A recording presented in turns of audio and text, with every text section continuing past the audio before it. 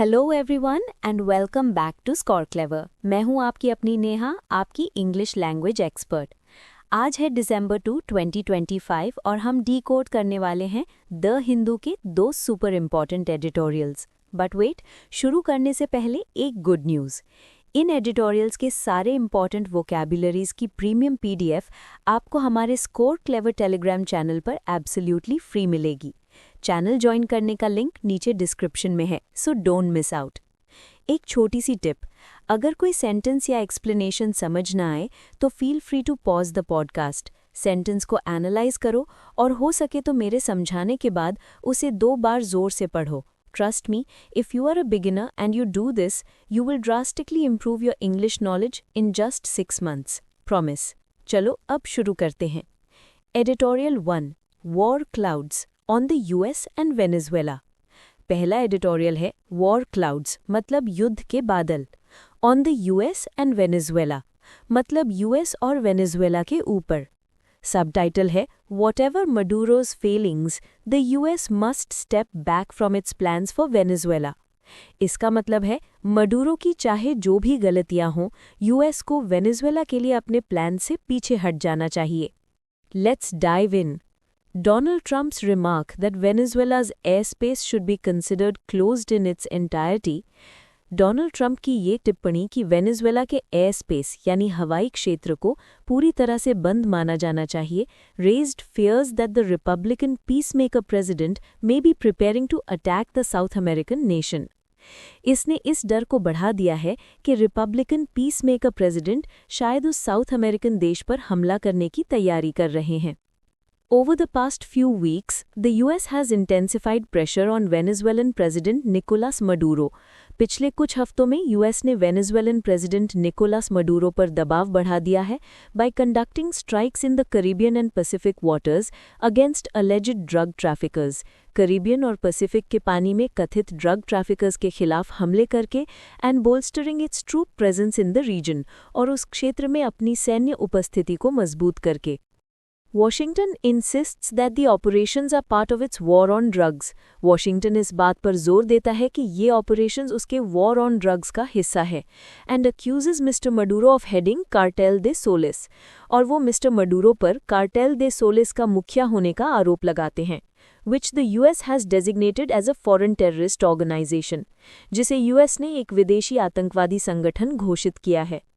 The US troop deployment includes 2 amphibious ready groups. US के सैन्य तैनाती में 2 amphibious ready groups शामिल हैं, with over 4,500 Marines and sailors, जिनमें 4,500 से ज़्यादा Marines और sailors हैं।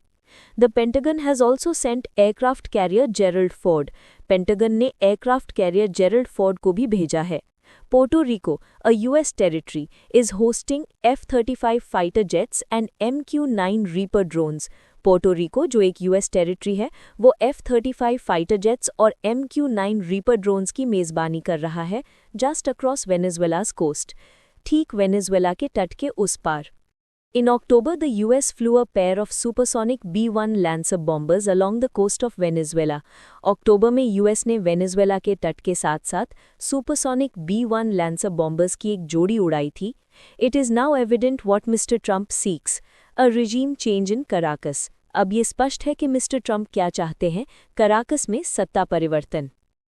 एंड वेनेजुएला's राइट विल ऑपोजिशन और वेनेजुएला के दक्षिणपंथी opposition led by Nobel peace laureate Maria Corina Machado, जिसका नेतृत्व नोबेल पीस प्राइज विजेता मरिया कोरिना मचाडो कर रही हैं, has wholeheartedly endorsed America's plans, ने अमेरिका की योजनाओं का पूरे दिल से समर्थन किया है।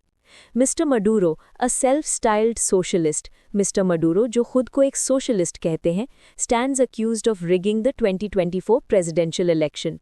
उन पर 2024 के राष्ट्रपति चुनाव में धांधली करने का आरोप है and Venezuela's economy has suffered a near total collapse on his watch, और उनके शासनकाल में वेनेजुएला की इकोनॉमी लगभग पूरी तरह से ढह गई है, प्रॉम्प्टिंग मिलियंस टू फ्ली, जिसके कारण लाखों लोगों को देश छोड़कर भागना पड़ा। He shares responsibility for Venezuela's current condition. Venezuela की मौजूदा हालत के लिए वो भी जिम्मेदार हैं। But the US is not an innocent actor either. लेकिन US भी कोई दूध का धूला नहीं है। Washington sanctions have been a major contributor to Venezuela's economic crisis. Washington के sanctions वेनेजुएला के आर्थिक संकट का एक बड़ा कारण रहे हैं. In the past, US and several European governments had recognized Juan Guaido, an opposition figure, as the president.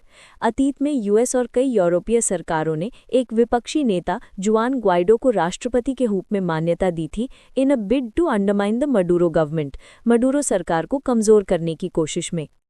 Venezuela has long been used as a transit route by drug traffickers from Colombia, the source of most of the world's cocaine. Venezuela को लंबे समय से Colombia के drug traffickers द्वारा एक transit route के रूप में इस्तेमाल किया जाता रहा है, जो दुनिया की ज़्यादातर कोकेन का स्रोत है. Yet the US government has not produced solid evidence to link Mr. Maduro to the cartels or to drug trafficking. फिर भी US सरकार मिस्टर मडुरो को कार्टेल्स या ड्रग ट्रैफिकिंग से जोड़ने के लिए कोई ठोस सबूत पेश नहीं कर पाई है. The attacks in Caribbean waters killing civilians, Caribbean के पानी में हुए हमले जिनमें आम नागरिक मारे गए, constitute a blatant violation of international law. वो इंटरनेशनल लॉ का खुला उल्लंघन है.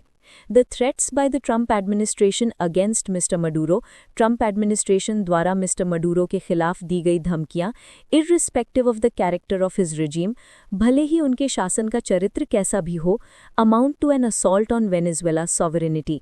वेनेजुएला की संप्रभुता यानी उसकी अपनी इंडिपेंडेंट पावर पर एक हमले के बराबर हैं. More importantly, the US seems unwilling to learn from its past mistakes. इससे भी महत्वपूर्ण बात यह है कि US अपनी पिछली गलतियों से सीखने को तैयार नहीं लगता. It invaded Afghanistan in 2001, only to leave 20 years later after cutting a deal with the Taliban. उसने 2001 में अफगानिस्तान पर आक्रमण किया और 20 साल बाद तालिबान के साथ एक डील करके ही वहां से निकला. America's 2003 invasion of Iraq turned out to be one of the worst humanitarian catastrophes. America का 2003 का इराक पर आक्रमण सबसे बुरी मानवीय त्रासदियों में से एक साबित हुआ. Mr. Trump, who claims credit for ending many wars, Mr. Trump जो कई युद्धों को समाप्त करने का श्रेय लेते हैं, must step back from the brink. उन्हें इस खतरनाक स्थिति से पीछे हटना चाहिए and seek to resolve differences with Venezuela through dialogue. और वेनेजुएला के साथ मतभेदों को बातचीत के माध्यम से हल करने की कोशिश करनी चाहिए. ओके गाइज, थोड़ा सा ब्रेक लेते हैं. इतना सीरियस टॉपिक पढ़ के दिमाग गर्म हो गया होगा. आपको पता है एडिटोरियल्स में सबसे ट्रिकी पार्ट क्या होता है? Vocabularies. But don't worry, score clever है ना. गूगल प्ले स्टोर पर हमारा स्कोर क्लेवर ऐप डाउनलोड कीजिए. उसमें आपको वोकैब्युलरीज, इडियम्स एंड फ्रेजेस और फ्रेजल वर्ब्स को याद करने की ऐसी यूनिक लर्निंग टेक्निक मिलेगी कि आप एक बार पढ़ोगे और कभी नहीं भूलोगे. It's a game changer. और हाँ, ये जो नया पॉडकास्ट इनिशिएटिव हमने शुरू किया है, इसके बारे में आपके फीडबैक्स का हमें इंतज़ार रहेगा. कमेंट करके ज़रूर बताना कैसा लगा. You know, it takes a lot of effort to create this podcast, so please हमें अपने लाइक, शेयर और सब्सक्राइब करके सपोर्ट कीजिए. चलो अब बैक टू बिजनेस. दूसरा एडिटोरियल है कॉशियस ऑप्टिमिज्म, मतलब सावधानी भरा आशावाद. होप तो है पर थोड़ा संभल कर. On India in growth, India और उसकी ग्रोथ पर. सबटाइटल है India's challenge is to maintain the growth momentum, यानी इंडिया के सामने चुनौती ग्रोथ की इस गति को बनाए रखने की है. Let's start. India's September quarter GDP data for the current financial year beat all estimates. इस फाइनेंशियल ईयर के लिए इंडिया के सितंबर क्वार्टर के जीडीपी डेटा ने सभी अनुमानों को पार कर दिया, कमिंग इन एट 8.2%. ये 8.2% रहा, higher than 7.8% in Q1 FY26 and well above the year ago period, जो Q1 FY26 के 7.8% से ज़्यादा है और पिछले साल की इसी अवधि से भी काफ़ी ऊपर है. This offers fleeting reassurance to policy makers. ये policy makers यानी नीति निर्माताओं को एक क्षणिक reassurance मतलब थोड़ी देर का दिलासा देता है. Days after October's trade data revealed a historic deficit of $41.68 billion. अक्टूबर के ट्रेड डेटा के कुछ दिनों बाद, जिसमें $41.68 बिलियन का ऐतिहासिक घाटा सामने आया था, driven partly by a tripling of bullion imports, जो कुछ हद तक सोने चांदी के इंपोर्ट के 3 गुना होने से हुआ था. A signal of economic uncertainty, जो आर्थिक अनिश्चितता का एक संकेत है. लगता है लोग अनसर्टनिटी में सोना ही खरीदते हैं. Growth has been led by manufacturing 9.1% and services 9.2%. इस ग्रोथ का नेतृत्व मैन्युफैक्चरिंग 9.1% और सर्विसेज 9.2% ने किया है, supported by recovery and private consumption, जिसे प्राइवेट कंजम्पशन में सुधार का सहारा मिला है। Private final consumption expenditure grew 7.9% in Q2 FY26 compared with 6.4% in Q1 FY25। Private final consumption expenditure Q2 FY26 में 7.9% बढ़ा Q2 FY25 के 6.4% की तुलना में, while government spending also provided a modest boost, जबकि सरकारी खर्च ने भी एक मामूली बढ़ावा दिया। Together these suggest a broad-based uptick in domestic activity। ये सब मिलकर डोमेस्टिक एक्टिविटी में एक ब्रॉड-बेस्ड मतलब व्यापक बढ़ोतरी का संकेत देते हैं, डिस्पाइट ग्लोबल हेडविंड्स यानी वैश्विक मुश्किलों के बावजूद।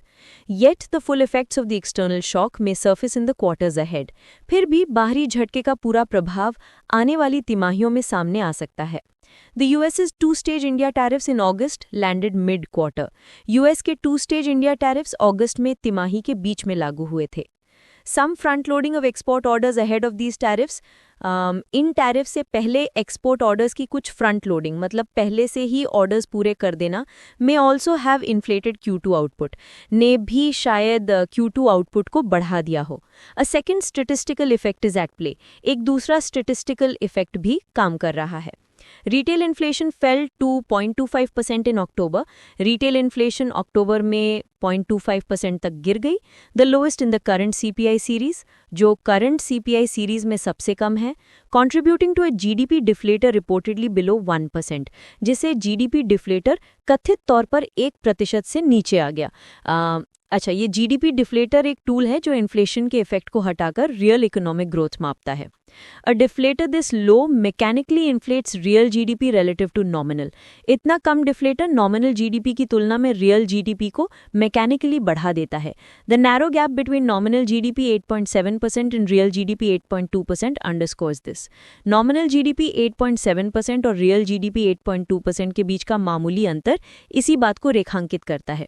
शुड इन्फ्लेशन राइज हो इनपुट कॉस्ट्स फर्म अप, अगर महंगाई बढ़ती है या इनपुट कॉस्ट्स मजबूत होते हैं, जैसे अगर तेल की कीमतें बढ़ती हैं क्योंकि इंडिया रशियन क्रूड ऑयल से हटकर डाइवर्सिफाई कर रहा है, हेडलाइन जीडीपी ग्रोथ में मॉडरेट, तो हेडलाइन जीडीपी ग्रोथ में नरमी आ सकती है। The RBI's upcoming Monetary Policy Committee meeting adds uncertainty।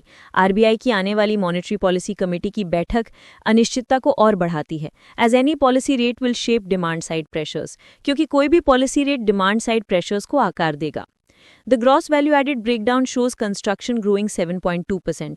Gross value added का breakdown दिखाता है कि construction 7.2% बढ़ रहा है and the services sub-segment of financial real estate and professional services rising 10.2% और services sub-segment of financial real estate and professional services 10.2% बढ़ रहा है, indicating that capital-intensive infrastructure-linked sectors have been central to this momentum।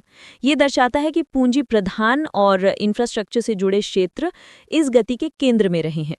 Monthly industrial indicators reinforce this pattern. मासिक औद्योगिक संकेतक इस pattern को और पुख्ता करते हैं। The IIP rose 4% in September. IIP सितंबर में 4% बढ़ा, with core capital intensive categories such as steel 14.1% and cement 5.3%, recording strong gains, जिसमें स्टील 14.1% और सीमेंट 5.3% जैसी कोर कैपिटल इंटेंसिव कैटेगरीज में मजबूत बढ़ोतरी दर्ज की गई।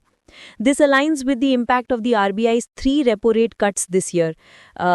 ये इस साल RBI की 3 रेपो रेट कटौतियों के प्रभाव के अनुरूप है, which lowered the policy rate to 5.5% in June, जिसने जून में पॉलिसी रेट को 5.5% तक कम कर दिया and may have supported investment activity, और शायद इन्वेस्टमेंट एक्टिविटी को सपोर्ट किया हो। Crucially, the composition of growth remains skewed। महत्वपूर्ण बात यह है कि ग्रोथ की संरचना अभी भी skewed मतलब असंतुलित है। The quarter's expansion has been driven by capital-intensive and higher-skill sectors, banking and technology, while high-employment labor-absorbing sectors continue to lag। इस तिमाही का विस्तार पूंजी प्रधान और उच्च कौशल वाले क्षेत्रों जैसे बैंकिंग और टेक्नोलॉजी द्वारा संचालित हुआ है, जबकि ज्यादा रोजगार देने वाले श्रम प्रधान क्षेत्र अभी भी पीछे हैं। IIP data for the past 6 months also point to weak rural consumption। पिछले 6 महीनों के IIP डेटा भी कमज़ोर ग्रामीण खपत की ओर इशारा करते हैं। मतलब शहरों में तो पार्टी चल रही है, पर गांव में अभी भी मामला ठंडा है। There is therefore reason for cautious optimism। इसलिए cautious optimism यानी सतर्क आशावाद का कारण है। But the September quarter growth spurt appears concentrated in better paying formal sectors. लेकिन September quarter की growth spurt बेहतर वेतन वाले formal क्षेत्रों में केंद्रित दिखती है, even as low income export linked labor intensive segments struggle. जबकि कम आय वाले export से जुड़े और श्रम प्रधान segments संघर्ष कर रहे हैं. And that's a wrap for today. दोनों एडिटोरियल्स का पूरा पोस्टमार्टम हो गया. पर वेट, पॉडकास्ट खत्म हुआ है, लर्निंग नहीं. क्या आप तैयार हैं अपने वोकैबुलरी स्किल्स को टेस्ट करने के लिए? Join us for the editorial vocab league on our Telegram channel. यह है IPL फॉर एडिटोरियल वोकैबुलरी. रोज शाम 7 बजे हम आज के एडिटोरियल्स के वोकैब पर एक लाइव क्विज कंडक्ट करते हैं. There are monthly leagues, scores and exciting rewards for the winners. It's fun, competitive and the best way to master new words. So what are you waiting for? Description में दिए गए link पर click करो and join the Vocab League right now. This is your host Neha signing off from Score Clever. Keep learning, keep growing. Bye bye.